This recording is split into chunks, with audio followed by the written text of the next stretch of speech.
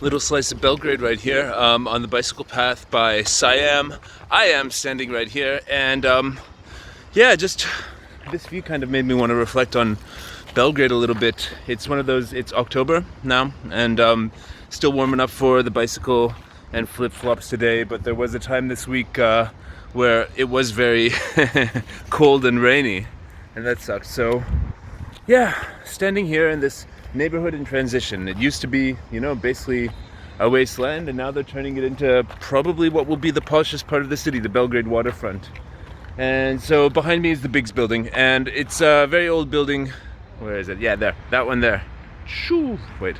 That. There. And yeah, so was a printing press building, but then about 10 years ago, or maybe a little more, a little less, artists started moving in there. Musicians started having studios, rehearsal and recording studios in there, and it just became a cultural hotspot for a few years there until, well, yeah, it evolved until there were clubs in the building, and people would turn their little rehearsal studios into clubs as well. So if your idea of like fun clubbing was going into a dark, sort of creepy building and basically going into a room where a guy had a case of beer and a bottle of rakia and played music, either live or DJ, then that was the place for you. It was an alternative hotspot. You can see it in some music videos, like the most notable one is Sars Perspectiva, which was very popular at the time as well. So the Bigz building held a place in my heart. I played there a lot in 2012, in fact, was the year I most remember playing there. So that was kind of like the height of it, basically. I played with my band, Eric and the Worldly Savages. Then it was an outfit of members from London. And yeah, basically it was a lot of fun because you would start playing and there would be almost nobody there, but then you start rocking with the loudness of the drum kit and the amps, and you start screaming, and all of a sudden, out of nowhere, because it's a huge building, like 7 stories, 7 stories, so all of a sudden, out of nowhere, the sound of the rock band would bring people into the one of the rooms that I was playing in there, and you would have a rocking concert where nobody had any inhibitions. There was no security, there was none of any sort of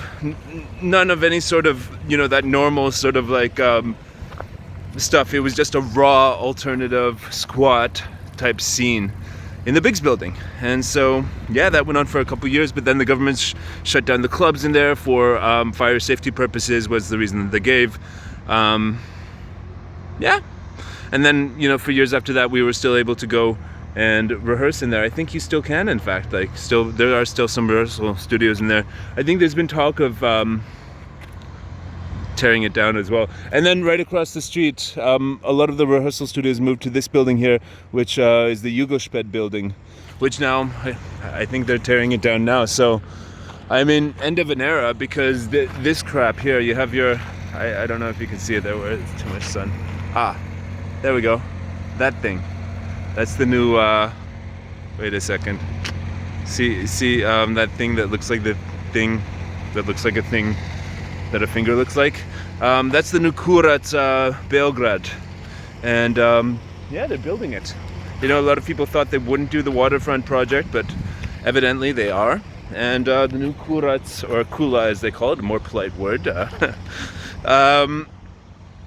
the Tower of Belgrade is getting built here. So end of an era, lots of great times here, lots of alternative scene is being extinguished. Also further down the road in Savamala, same deal.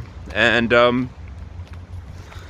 yeah, I mean, Belgrade isn't what it once was for alternative culture, do-it-yourself sort of stuff, and that really pisses me off. But to be honest, I was never a huge fan of the music scene anyway, because there's no gig for a band that's really like a good intermediary level between playing, Beer Fest or, Domo Marina and a little squat where there's like a shitty PA system and yeah, just like what I described in the Bigz. So there was never any venue that was like a place that had a good live music setup with a good sound system and a steady audience that was interested in new stuff. So one of my biggest beefs, and I've said this before, music scene in Belgrade.